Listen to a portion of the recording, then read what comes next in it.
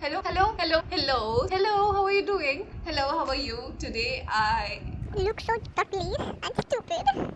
Hello, how are you? So in the last video, I shared with you the recording, the recording of the Zoom session that I did, solving the 2020 DUET question paper with my Telegram group members.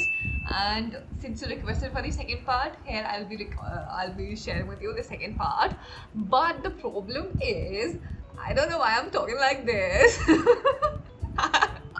But the problem is, for some 24 questions, yes, I've written it here, like from the question ID 3976 to question ID 4000. We don't have the recording of that because of some technical error. So, you please suggest I can like upload a video of me discussing these 24 questions. Oh god, why am I talking like this? I just don't know. No, okay, so coming back to it, we can do a separate video where I'll be discussing these 24 questions, or maybe we can have a YouTube. You, you, you. A YouTube. A YouTube video. An YouTube video. It's not Anna. It's a YouTube video. You. Yeah, you. Yes, it's a. So we can do a YouTube live. And YouTube live. We can do a YouTube live. Sorry. We can do a YouTube live discussing these 24 questions. So whatever you suggest in the comment section below, I'll do that. No problem at all. So go on, watch this part with question ID 4001. Okay, so the first question is, the grand source of female folly and vice has ever appeared to me to arise from narrowness of mind, and the very constitution of civil governments has put almost insuperable obstacles in the way to prevent the cultivation of female understanding. Yet virtue cannot be built on any other foundation. These lines are from the Female Manifesto. Room of One's Own, the Vindication of the Rights of Women, the Female Eunuch, the Second Sex. What do you think is the answer?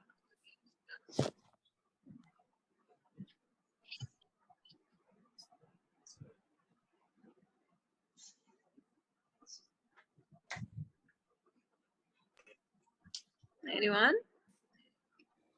Let's have more interaction than last time, please. It's that kind of a question. If you know, then you know, like you know the answer. You cannot, devise the name from these 2 lines, 2 or 3 lines. Yes, that's true. But even if you have read summary of the text, or maybe you know something about the writer, you can always take a guess. Here we are not having any actual test, right? So make a guess. What do you think is the answer?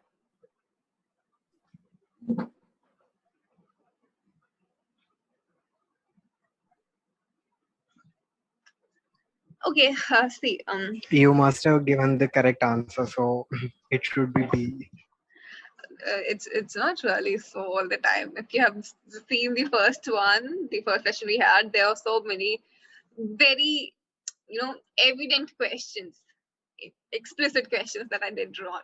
But fine, here the right answer is a vindication of the rights of women, because if you read about Mary Wollstonecraft and her philosophy, she was not like, to us right now, she might not seem to be that radical as she used to seem back in those days, though she still believes in the position of woman.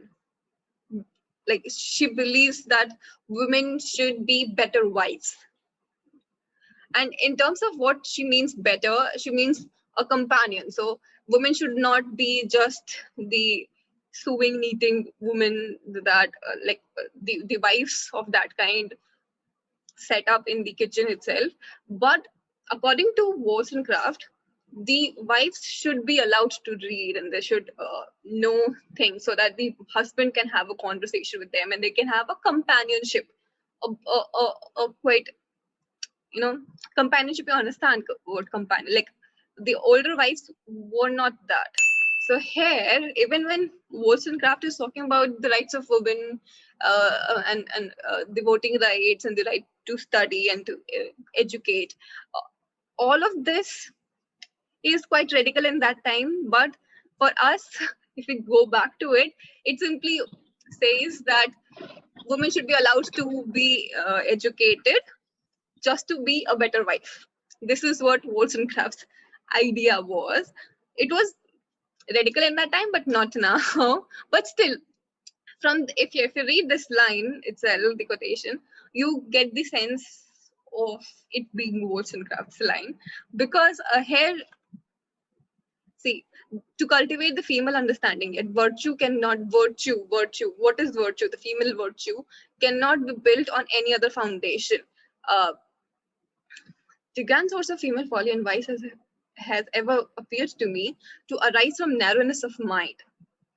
And the very constitution of civil governments has put almost insuperable obstacle in the way to prevent the cultivation of female understanding. Yet virtue can, uh, like the virtue of the virtue of femininity cannot be cultivated without having uh, education. This is what she actually meant in the whole book. If you read about it, the vindication of the rights of women, just a summary, you'll find, you'll know, if you read this paragraph, if you have uh, at least read the summary, and if you read this paragraph, you'll know it's that an evident portion of that text. Okay, just I would request you to have at least some idea, like you need to know what a room of one's own is about. If I can give a brief summary of it, it was about Virginia Woolf was asked to give a speech in certain institution, uh, education institution, and she goes into two institutions, one that was for men and one that was for women, and she is basically comparing the two. She was made to have dinner, made to have, you know, dinner.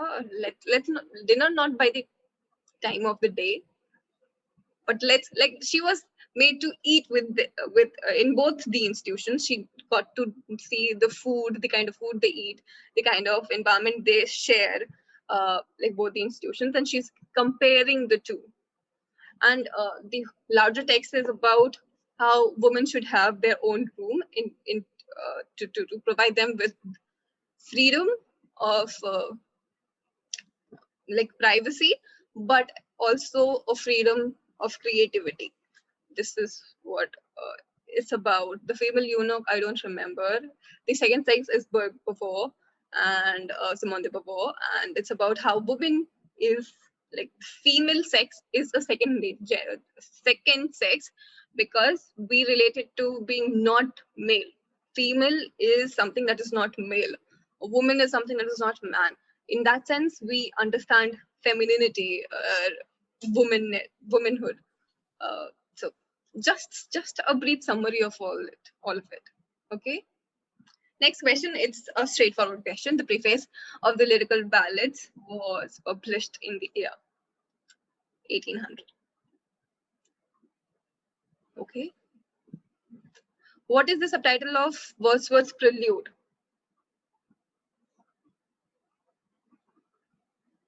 You should know this. Like, I am very bad with ear questions, so I do not expect people to know the ear, but at least subtitles or first lines. What is the subtitle of Wordsworth's Prelude? What is Prelude about? Yes, go on. Someone was going to speak.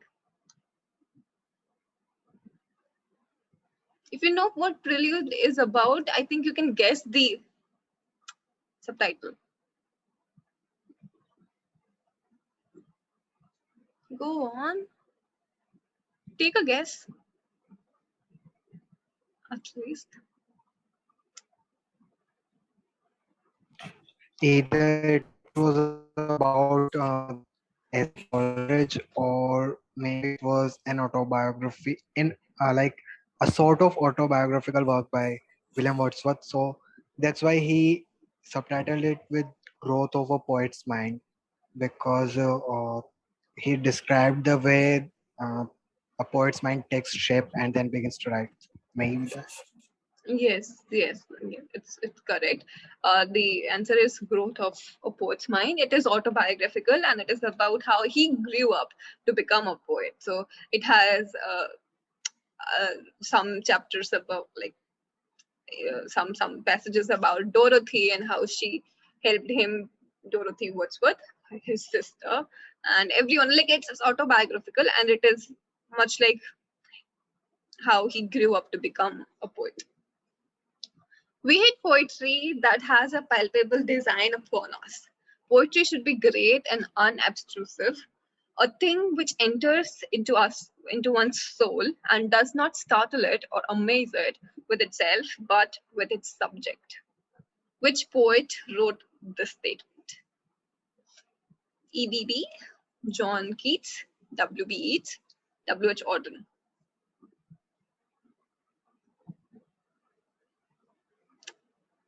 Go on.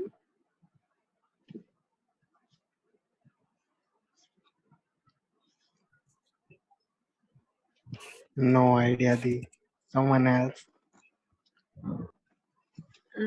I think John Keats would be the right answer because of the romantic idea I also get from these 2 3 lines. Like poetry should be great and unobtrusive, a thing which enters into one's soul. That's, I think, a romantic idea. So so, okay. Yes, there's no other romantic poet here. Yes, you can go for John Keats. Yes, I mean, of course. See, I think it was written in his letter to his brother. Like I don't exactly remember, but he is known for, of course, as I said, poetry should enter one's soul, and it's not about a design. It should not be, like how we give so much importance to structure in the form of poetry. So, what should it look like, and how it is symbolic of the structure is symbolic of something. The whole scientific equation that we put in poetry, he is against that, and he's like, poetry should not have a design upon us. It should not. Also, it should not in like there are two schools now which believe that literature should instruct and literature is for entertainment or it's like an art for art's sake, and the other school says literature is to educate people, to instruct people. And here he is saying that poetry should not have overbearing instruction upon us, but it should enter our soul and amaze us in sense like be with us with its subject, what it is talking about. Okay, another of those kind of questions where White Sargasso Sea by John Rice is an anti-colonial response to which famous novel? Adventures of Huckleberry Finn, Heart of Darkness, Jane Eyre, The Mill on the Floss. Yeah, Jaina is the correct answer. Yes, and what kind of text is White Sargasso Sea? What does it talk about? That I don't know, but I know about Jane. I've read it. It's a kind of character study of Jane Eyre, how she is treated in her house Not by her actually. aunt. Yes, Uh, Preeta. Actually, Okay, first let Okay. Lavish finish his sentence, so you can counter him. Yes, Lavish, first finish your sentence. yeah. So, like, it, why I believe it's a character study because it this book talks a lot about Jane Eyre's own feelings and how she feels in her aunt's house, and then in the school where she is admitted, and after when she's working in Rochester's house. So it, the the whole progression of her thoughts and how her character is growing and how she's bearing with the incidents happening around her. So this is a kind of this is why I believe it's a character study, because it focuses more on Jane Eyre than other characters of this story. So, yeah, Pritha, what do you have to say about it? I think he's talking about Jane Eyre and not White Sargasso. Yes, yes. yeah, Okay, then it's absolutely right. I thought he was talking about White Sargasso, and White Sargasso is actually a reinterpretation by Jean Rice from the point of view of mainly Bertha Mason. Hmm. Though the narrator, there are two narrators, Bertha Mason from part one and Rochester for the part two. Hmm. Though Rochester is not named here, but we can understand it's Rochester.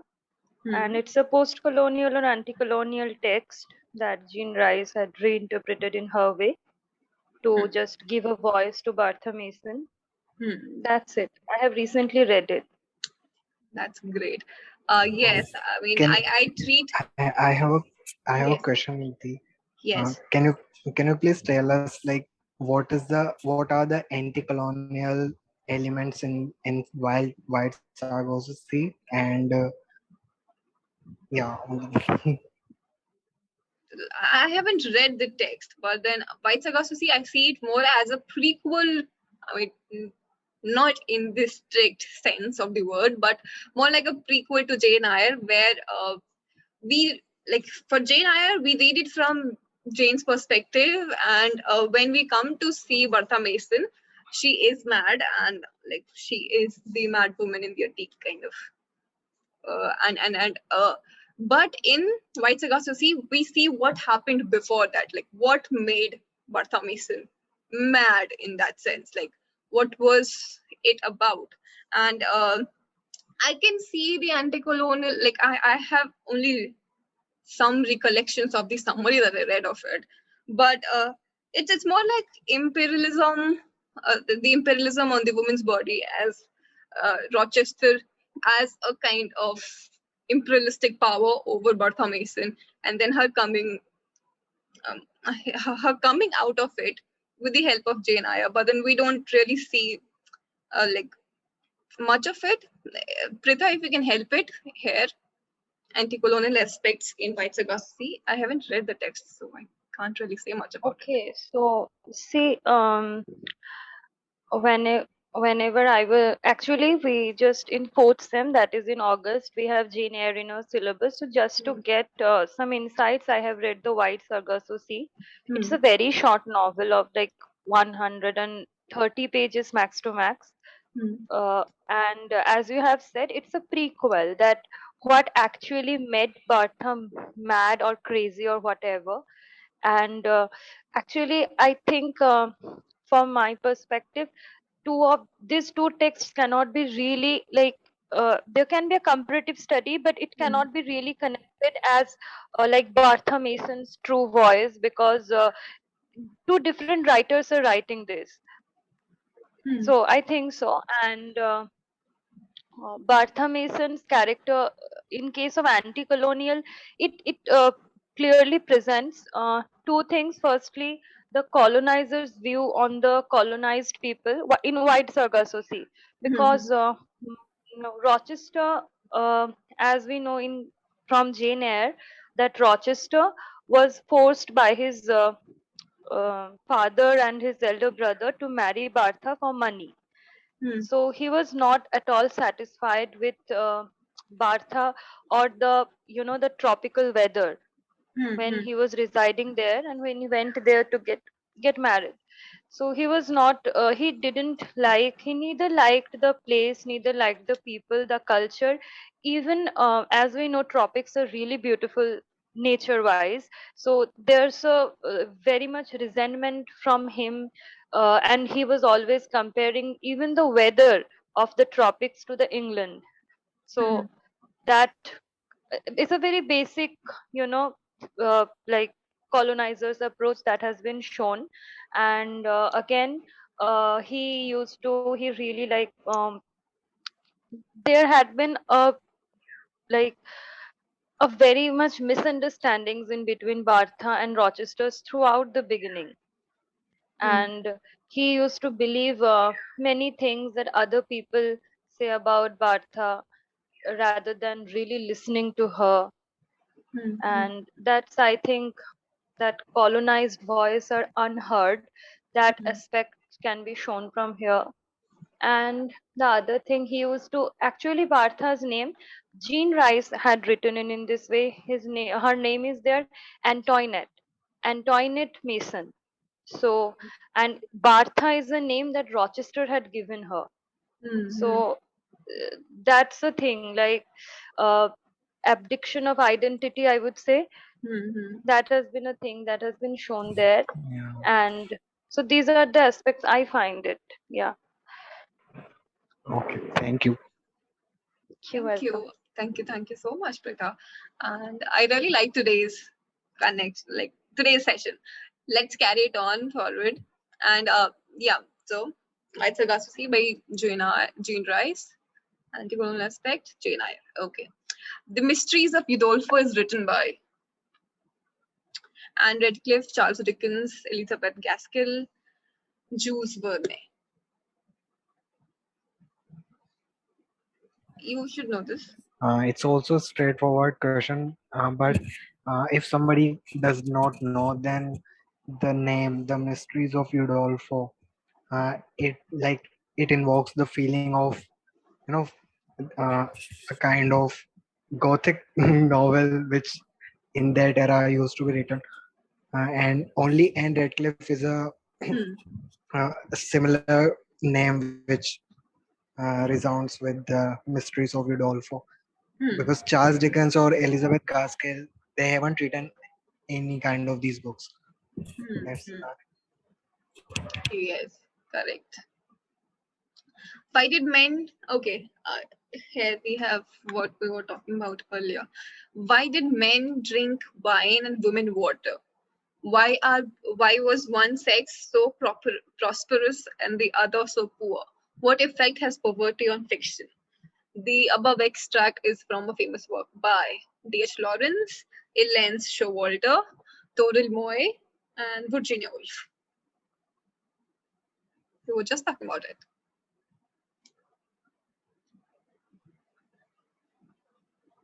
Respond, respond, respond. I'm People. not sure, but I think it's Virginia Woolf from the language, because I don't know about Toril Moy. I don't know anything about her or him. I don't know who he is. And uh, Ellen Showalter's, I think the language is quite, it's not Ellen Showalter. I think so. And D.H. Lawrence, not probably. So I think it's Virginia Woolf, as it has a feministic approach. So I think it's Virginia Woolf. Yes, Ellen Showalter is also a feminist. Okay, so we have 10 minutes, and I'll like Yeah. you to reconnect with the link that I provided again. Okay, but see, we just talked about it. It's a text. It's an extract from A Room of One's Own. She goes into female institutions, female education institution, and then also male education, and there she finds that the women are men have good food, they have wine, they have chicken, protein, everything like that, but women have very modest kind of food provided. So it is here that she compares the food and the kind of output that comes out because of the food. So not having protein, not having a good source, good nutrition, and how does that impact their growth, their imagination, their fiction. This is what she's talking about. So uh, it's Virginia Woolf, and the text is And from A Room of One's Own. Yes, yes. the last line in this extract, the last sentence, what effect has poverty on fiction? Hmm. What do you think about it, you and others? Yes, I mean, this is what Virginia Woolf is all talking about, because poverty, in the sense, both state inflicted poverty, state in terms of all the institutions that we have, religious and political institutions that we have, uh, the poverty that is inflicted on women is state inflicted, because it's the state which decides who gets to eat what kind of food. The institutions that she visits are state owned institutions. And also, if you know, it was a belief in the Victorian times especially, that having a lot of food can turn women into devils, or it will ignite the demons inside them, and then they will go unruly and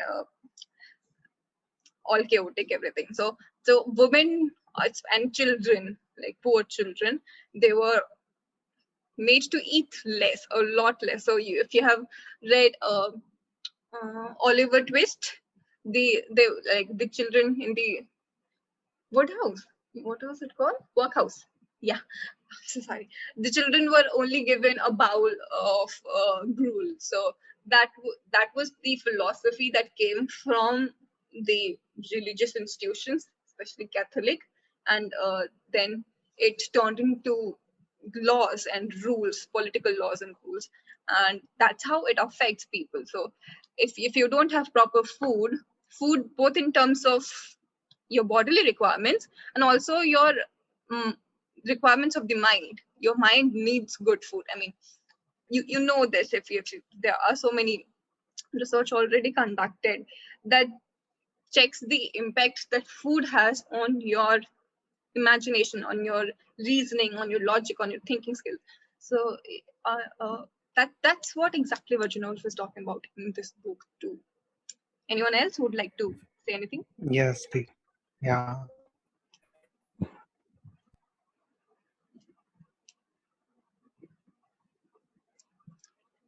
Anyone who wants to add anything?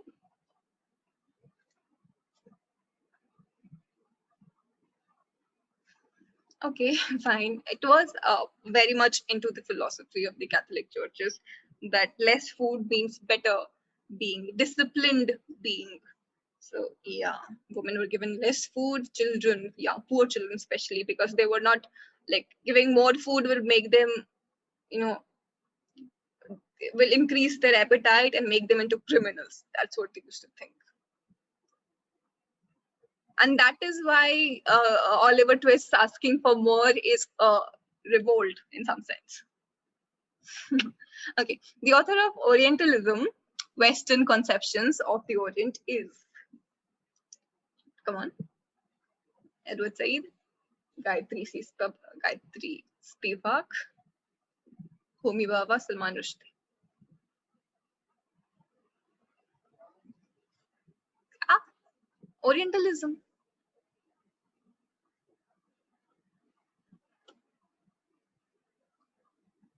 Who gave the theory of Orientalism? Come on, don't do this.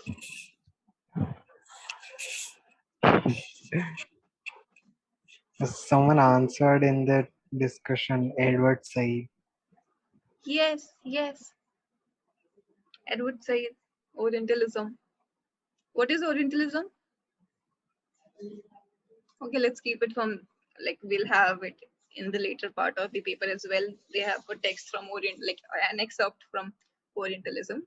I hate this question. I don't know why I didn't attempt it. But yeah, in a revenge tragedy, hesitation and procrastination suggest A, the moral ambiguity in the act of revenge, protagonist's faith in mitigation, libidinal excess in the behavior of the protagonist.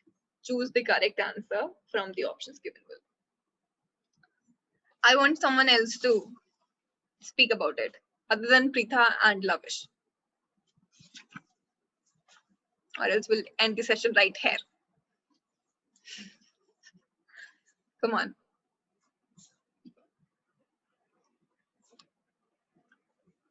Revenge, tragedy, hesitation, procrastination. Moral ambiguity in the act of revenge, protagonist's faith in mitigation, and libidinal excess. Just by it, you should get to the text that the question is referring to. Come on.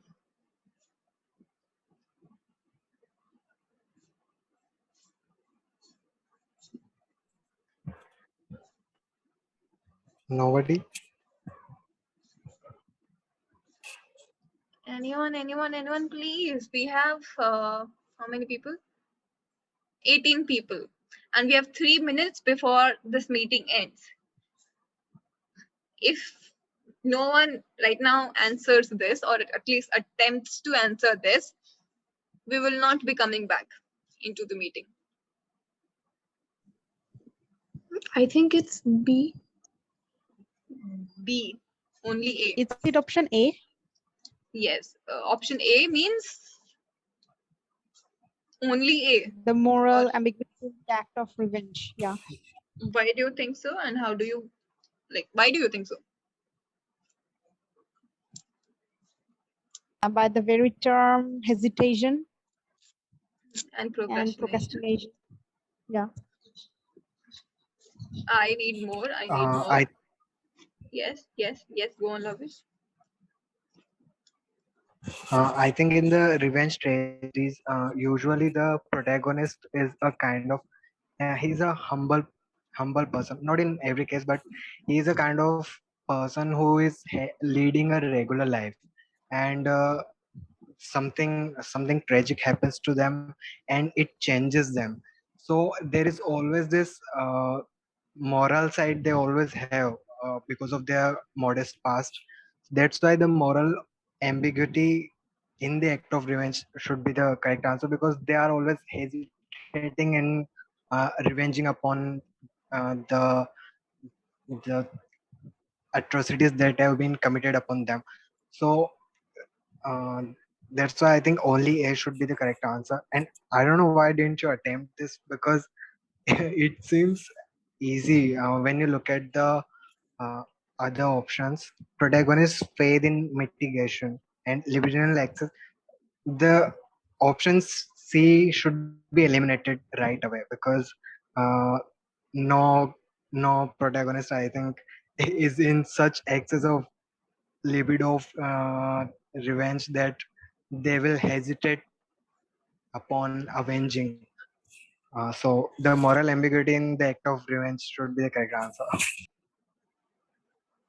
I think we have only less than a minute, so let's come back to it. And I want read the question in a revenge tragedy. I want to know which revenge tragedy is the question about. I'm ending this. Let's leave and come back to the session again. The play that I was referring to is Hamlet, because it's where we find a hero who is procrastinating and is not sure about what to do. And I believe, and the answer is, he does so because of his moral ambiguities and moral dilemma towards violence and towards revenge. Because being the hero coming from the ruling line, he doesn't really want mitigation. He's not the kind of person who will resort to mitigation कि चलो deal कर लेते हैं, इतना तुम्हारा उतना तुम्हारा, ऐसा नहीं होगा.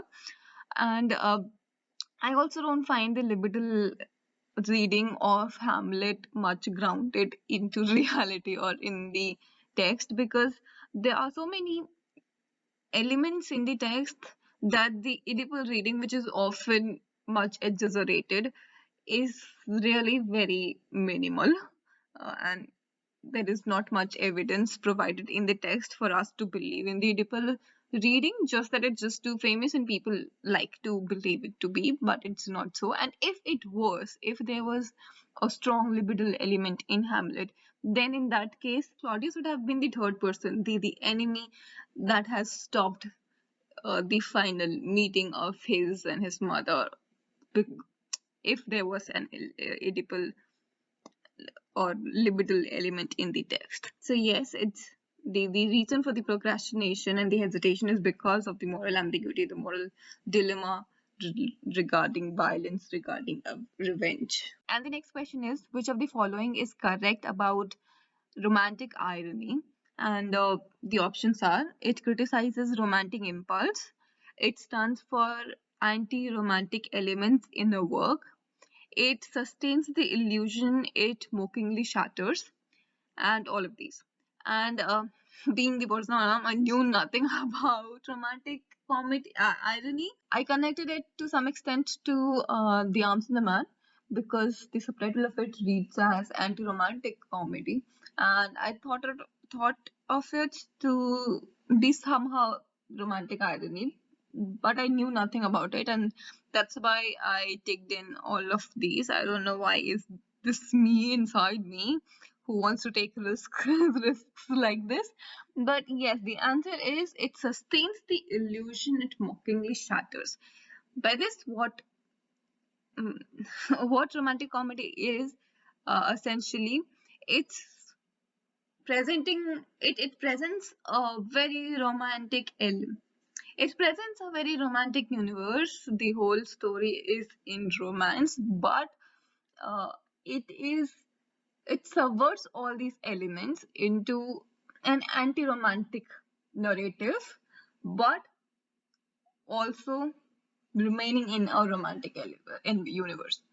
What I mean is, you are creating a universe which you are also mocking, but you're still the part of that universe. That is what romantic irony is. It's an irony in itself. Hamlet is considered a Christian tragedy because all the characters are Christian.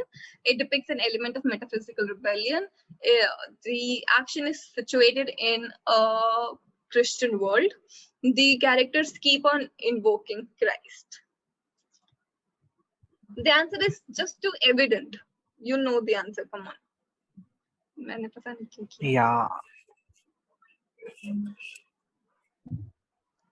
It depicts it an should element of be metaphysical. option B. Yeah. They're like the metaphysical rebellion, the son and the father and the son, and all the conflict around it.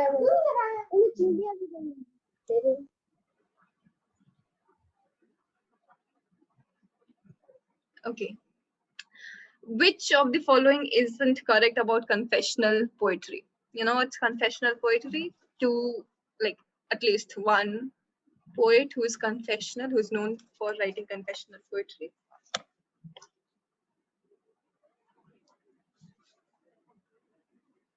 Yeah. Name a poet who writes confessional poetry. Kamala Das is there. Kamala Das. Yes. Emily Dickinson. Emily Dickinson. Yeah. So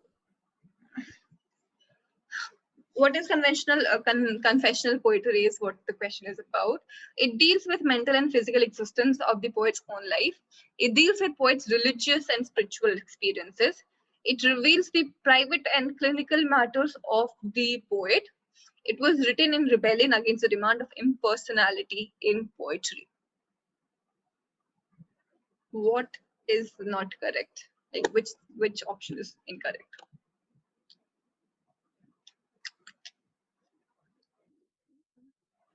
The confessional poetry is poems in which, like, confessional, we think of confession to be related to religion. Ana? Ki Christianity mein you go and you confess your sins to God, things like that. But confessional poetry is actually the poems which were intimate to the poet, and they talked about their private sexual desire, sexual life, their things that would not, like, especially women.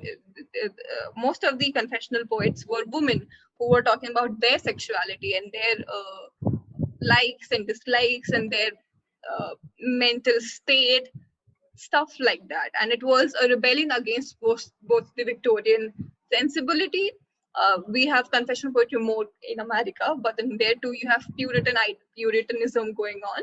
So most of these poets were writing against that, and it is also a rebellion against the demands of impersonality in poetry. What is impersonality in poetry? The option D is right. What are you saying? Read the options, please, because yeah. Which option? Option D. Option D. It was written in rebellion against. This one, na? It was written in rebellion against the demand for impersonality in poetry. Yeah. Okay, what is impersonality? Theory given by T.S. Eliot. Yes. What does it talk about?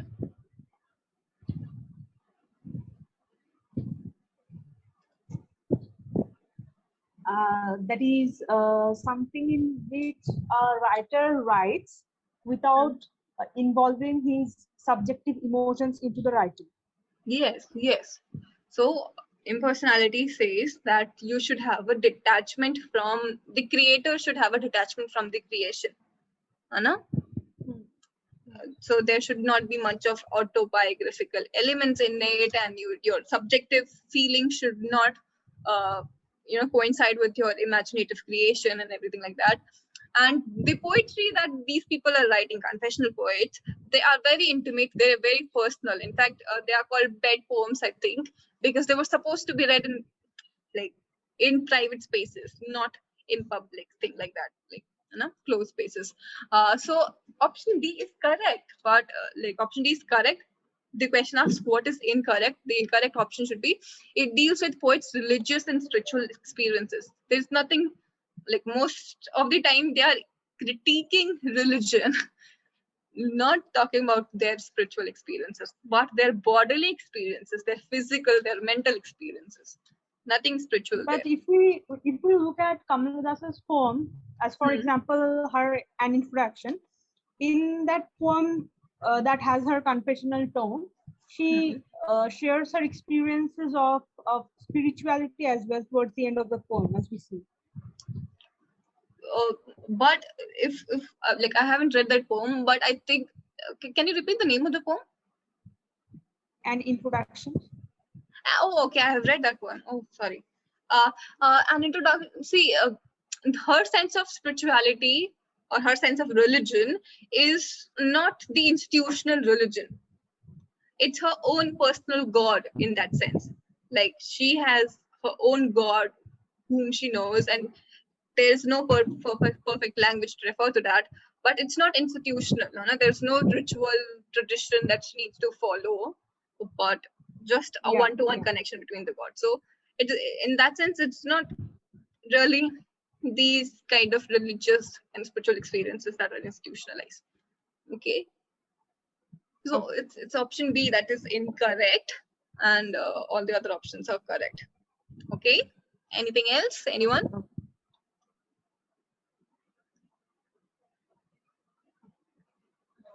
Okay fine पता नहीं, मतलब मैं बहुत guess work भी किया है मैंने फालतू में, जो मुझे नहीं भी पता था उसका भी मैंने टिक कर दिया था. Which of the following is incorrect about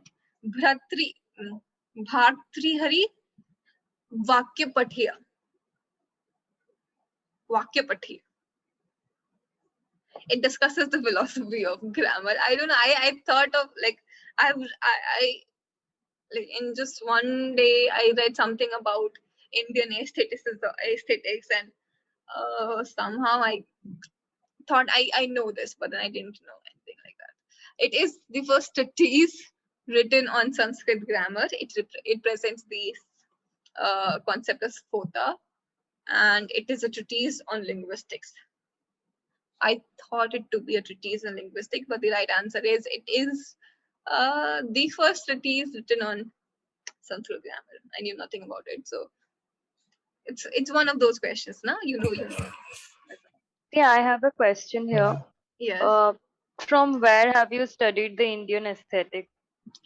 वो ना मतलब ऐसे ही तुम साइट से थोड़ा बहुत करके मैंने पहले ही नोट्स बहुत पहले बना रखे थे, बस मेरे को रिवाइज करना था वैसा. तो you know, I read about the rasas that are there in Indian aesthetics, and I read something about Bharat Muni's नाट्य शास्त्र and all of that. So थोड़ा और उसी में मैंने फालतू में सोचा कि ओ मुझे पता है, लेकिन मुझे कुछ नहीं पता था. The letters like vakya, it you know. I thought it to be related to linguistics. Vakya means sentence. पता नहीं. Yeah, so sentence should like sentence is a part of grammar. That's what I think. But then there are two of grammar options, na? Philosophy of grammar and Sanskrit grammar. But fine, I would suggest you to skip these kind of questions. Take risk in questions Yeah, that you at least sorry. know something about. पता नहीं मैंने क्यों कर दिया मैं. I was too much of a daredevil. The first novel is Ruskin Bond. The first novel of Ruskin Bond was The Room on the Roof. The sequel to this novel is A Flight of Pigeons. Our trees still grow in there, strangers in the night, vagrants or in the valley. I didn't attempt it. मैंने पढ़ी है The Room on the Roof full time में ऐसा. It would be Vagrants in the Valley. Yes, that's correct. Okay, it's poem. पता नहीं इसको हम ऐसे तो नहीं पढ़ पाएंगे. I'll new share करके.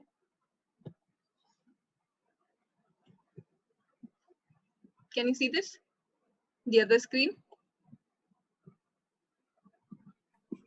Yeah. Okay. Which question were we on? Yeah. The world is. The world is not with us enough. Oh, taste and see, the subway Bible poster says. Meaning, the Lord. Meaning, if anything, all that lives to the imagination's tongue, grief, mercy, language, tangerine, whether to breathe them, bite, sever, chew, swallow, transform into our flesh, our deaths, crossing the street, plum, quince, living in the orchard and being hungry and plucking the fruit. There is an intertextual allusion to another poem. Who is the writer of that poem? I think it's The World is Too Much with Us Yes. by William Wordsworth. It's like when I read the first line, I was like, yes, it's the world. The world is too much. Yes, the world is too much with us. It's a poem by William Wordsworth, and here in this poem, A sonnet. it's a sonnet. And here in this poem, the first line is again a retelling, or it's alluding to the Wordsworth poem. Okay, which of the following Ma'am, lines? it's written in free verse, right? I think Wordsworth write most of his poems in free verse. No, not the world sonnet, is the too one much. which is written Okay. here. Uh, The world let's- is not with us enough. The world is not with us enough. Oh, taste and see. Oh, taste and see. वहाँ पे वो sentence खत्म हो जाता है ना. हाँ. Of course मैंने वो free verse ही है. Okay. The next question is, which among the following lines directly alludes to a biblical verse?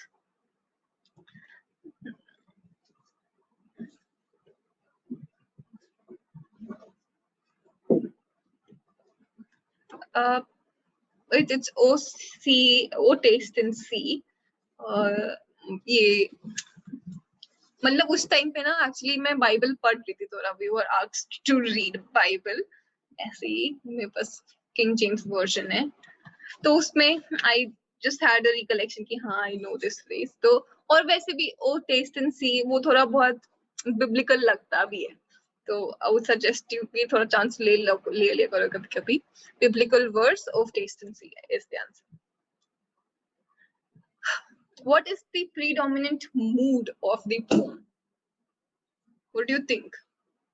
It's authoritative, comic, pragmatic, or reflexive? I think it's reflexive. It's Yes. reflecting a poet's thought about something. So I think it's reflexive. Yeah, I mean, the poet has seen the subway poster of Bible saying,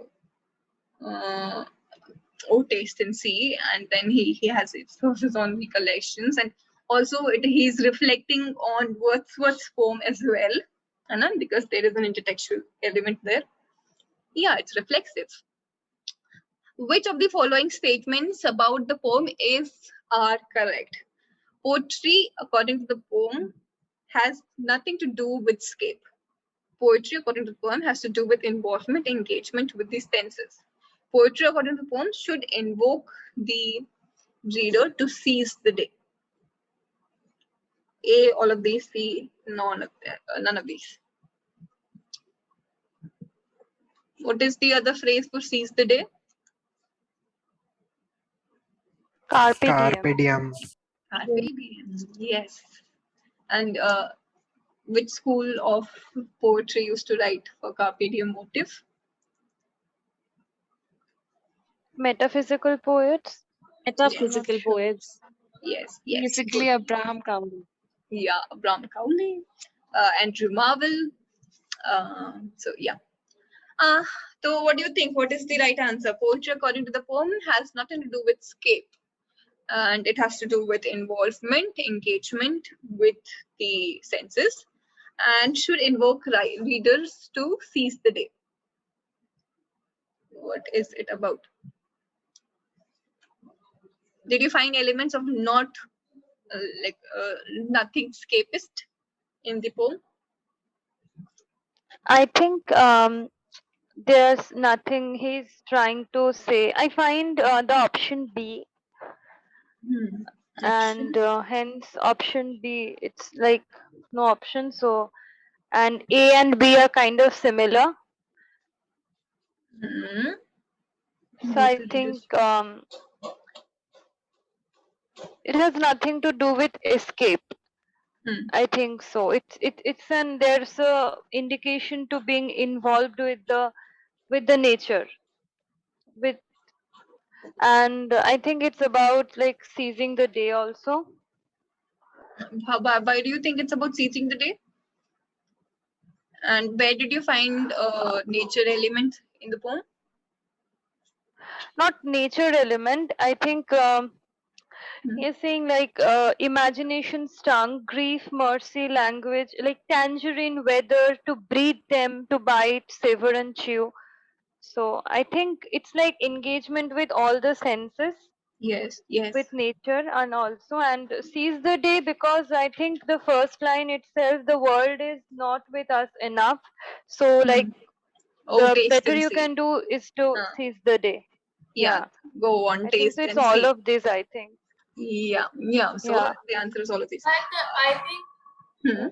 I think this poem, maybe this poem is not like explicitly about the nature theme, but the poem, like the world is too much with us, is all about like nature. stopping and actually seeing the nature around us, and how all of us are in such a hurry.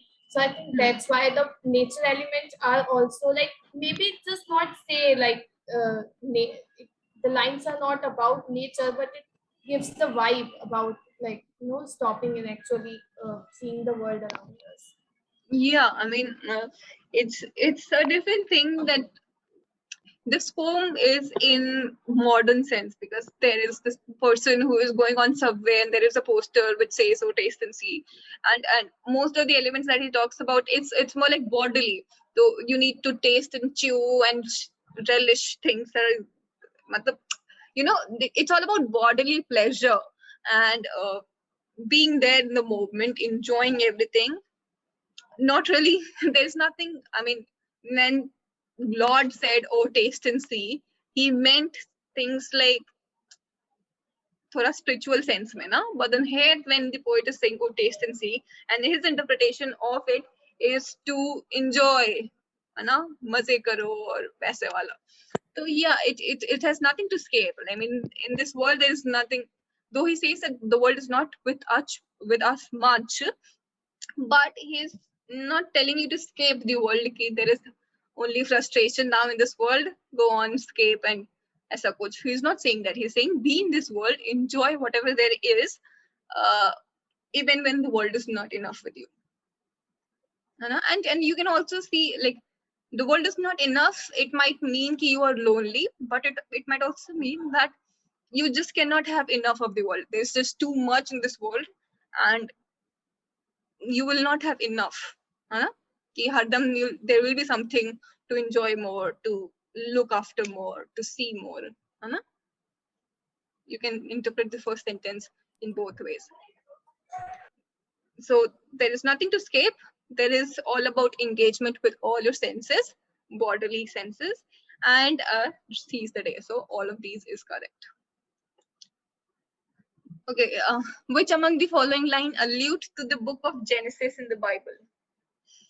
A, into our flesh. B, hungry and plucking. Into our flesh, our death. B, hungry and plucking the fruit. C, oh, taste and see. D, living in the orchard.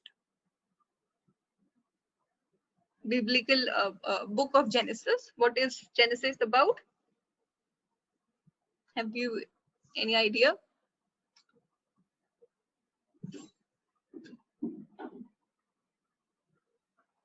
Have you read anything about the book of Genesis? The idea of Genesis, creation. You should know this. Adam, Eve, forbidden fruit, Eden, paradise, Saturn, Satan, Lucifer. Which?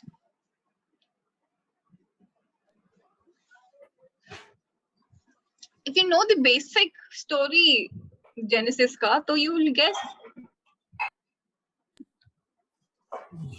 Then I think all of the options are alluding to the Genesis, because like into our flesh or deaths. No, not the A, but B, C, and D, because uh, Adam and Eve, they taste the fruit. They must be hungry. That's why they did that. Hungry, plucking the fruit, or taste and see. So they taste the fruit, and then at the time, uh, the whole earth was a kind of orchard. It was nature was all around us. So B, C, and D, but it's not in the options. Okay. All of You tell these. us, why did you opt A, B, and D? Yes, I will tell you that. But anyone else who has any other, like, you should know the story of Genesis at least. So because you are reading British literature, and then it's all about, like, so much of it has to do with the biblical myth and everything like that. तो थोड़ा बहुत तो पता होना चाहिए ना. Adam Eve की story. Okay, see, मैं यहाँ पे story तो पूरा नहीं सुना पाऊंगी, but then the basic idea is कि God created Adam. Okay, ऐसे भी नहीं बता सकते. तुमको पूरा story पता होना चाहिए, नहीं तो फिर नहीं पता होना चाहिए. Because मेरे को half story बताना अच्छा नहीं लगता. It's just that वो भूखे नहीं थे. They, like, it was an act of disobedience, which was one among the, like, it was the first sin that humans committed against God. वैसा वाला. But then the story of Genesis is about creation. मैं पूरी story बता रही हूँ, मुझे नहीं पता कितना time लगता है. It's like पहले ना God था, हाँ? God, और okay, we have 10 minutes left, तो 10 मिनट के अंदर let's see मैं story complete कर पाती हूँ कि नहीं. God ने Lucifer Satan जो है, Satan was initially God's favorite angel. ठीक है. फिर उसके बाद God ने जब Jesus को बनाया, his son, God started being more like inclined towards Jesus, and he, like, Satan found it very insecure. Like, Satan was insecure. Satan was jealous of Jesus, and he was like, God cannot do this. Favoritism doesn't suit God, and God should be all, he should treat people equal. His children equal. This is what Satan asked for, and thus he, along with some other angels, revolted against God. कि तुम खराब हो गए हो, तुम ज्यादा Jesus को favour कर रहे हो, come on, this is not right. ऐसा करके उन्होंने, like, Satan ने revolt किया with his other angels, and God got really very angry. फिर उसके बाद God ने Satan को निकाल दिया paradise से, मतलब heaven से. ठीक है, और फिर हेल बना वहां पे, पहले सिर्फ हेवन था, फिर हेल बना जिसमें गॉड ने सेटन को फेंक दिया। फिर सेटन ने और भी अपने दोस्तों को मिला करके प्रॉपर एक हेल क्रिएट किया, बिल्कुल मस्त सा, बहुत ही अच्छा सा। बदन जो भी है, like I have my biases towards Satan. I love Lucifer as a character. Lucifer, Satan एक ही है दोनों, but yeah, ये फर्स्ट पार्ट है। फिर उसके बाद ना God wanted to create humans as his like most like closest to him, ऐसा करके उन्होंने humans को बनाना चाहा, and Satan wanted a revenge on God, and that is why he thought कि the best way to revenge is to hurt the being whom God loves the most, है ना। तो इसीलिए पहले ना पहले एडम को बनाया गॉड ने, फिर मतलब जेनेसिस में they have a whole story कि 7 दिन के अंदर दुनिया बनी। तो पहले आई थिंक स्काई बना, फिर उसके बाद अर्थ बना, एनिमल्स, वेजिटेशन, जो भी एक एक दिन, हर एक दिन। फिर संडे को गॉड ने छुट्टी ली, इसीलिए संडे को हम छुट्टी मनाते हैं। This is what they have in their Genesis. But still God ने पहले एडम को बनाया, फिर उसके बाद तब तक चल रहा था, but then Adam felt very bored, है ना, कि उसको एक कंपेनियन चाहिए था। तो गॉड ने एडम के रिब से ईव को बनाया, और फिर उसके बाद दोनों साथ में रहते थे, खूब मस्ती करते थे। There was no need for any kind of physical toil, है ना, जो भी उनको खाने को मतलब खाने पीने का कुछ वैसा नहीं था, कोई ग्रीड नहीं था, कोई लस्ट नहीं था, कोई भी इविल फीलिंग्स नहीं थी किसी के अंदर। सब मस्ती में, सारे एनिमल्स, प्लांट्स सब साथ में रहते थे, ऐसे एडम ईव सब लोग। पर फिर उसके बाद Satan wanted his revenge, तो he came on earth, चकमक मतलब लाइक काफी कुछ गॉड ने मना कर रखा था सेटन को आने से। he had very strong security कि मतलब ईडन बोलते थे उसको, गार्डन ऑफ ईडन में कोई और एंटर ना कर पाए।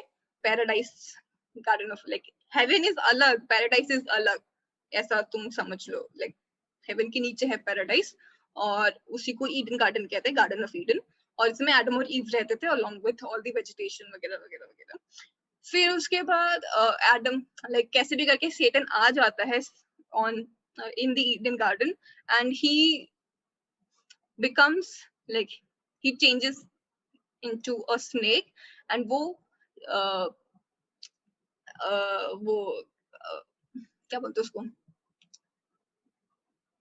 क्या बोलते उसको, he Allures. नहीं, allude नहीं, अरे Provokes. हाँ, provokes नहीं, like he says, मतलब he tells Eve कि हाँ, जब गॉड ने सब कुछ कर दिया तो गॉड ने मना किया था एडम और ईव को एक, like he had a tree of knowledge, हाँ, tree of Forbidden knowledge, fruit. हाँ, the forbidden fruit was Yeah, the tree of fruit knowledge. हाँ, एक tree of knowledge है, उसका fruit को forbidden fruit कहते हैं। Forbidden because God has forbidden Adam and Eve from eating that fruit. God ने बोला कि you should not at any cost eat this fruit, ऐसा कुछ, ठीक है। ये एडम और ईव को गॉड बोल के कहते। पर फिर उसके बाद सेटन आता है, वो उसको enchant करता है ईव को into eating the forbidden fruit, saying कि like if you read about what all Saturn says to Eve and what Eve says to Saturn, it's just too mesmerizing, I feel, because especially Milton's version of it, because Eve मतलब Satan तो उसको बोलता है कि अगर तुम उस fruit को खा लोगी तो तुम भी मेरी तरह मतलब Satan is a snake right now, and Eve was very much amused seeing a snake talking. How can a snake talk? And Satan says कि if you eat that fruit, then you can like you'll be able to transform into anything, and you will be able to talk, and you'll understand. Like it will tell you the knowledge of how to talk. ऐसा सब कुछ जो भी कुछ था ना कि जो secret knowledge है that Satan has, she too will have. And he said Eve says कि God ने मना किया वगैरह वगैरह, but then Satan says कि God wants you to eat it because God has given you free will, है ना, God ने तुमको free will दिया है, and free will means you have the ability to decide for your own self, अगर God नहीं चाहता कि तुम खुद से डिसाइड करो कि तुम क्या करना चाहते हो, तो तुमको फ्री विल तो देता ही नहीं. And his arguments are really very you know like they make you trust him. पर फिर जो भी है, ईव चाहती है वो एप्पल खाना, तो वो जाके एडम को बोलती है कि वी शुड ट्राई, कि कैसा है ये, क्या है ऐसा, कि क्यों ऐसा है कि गॉड ने ये बनाया ही. अगर गॉड चाहते ही नहीं कि हम उनके अगेंस्ट है, तो ये इस ईडन गार्डन में ऐसा ट्री होता ही नहीं. और हाँ, और फिर disobedience, like the act of disobedience, Eve is like, we were given the free will to decide for ourselves, and if we do not decide for ourselves, who is this?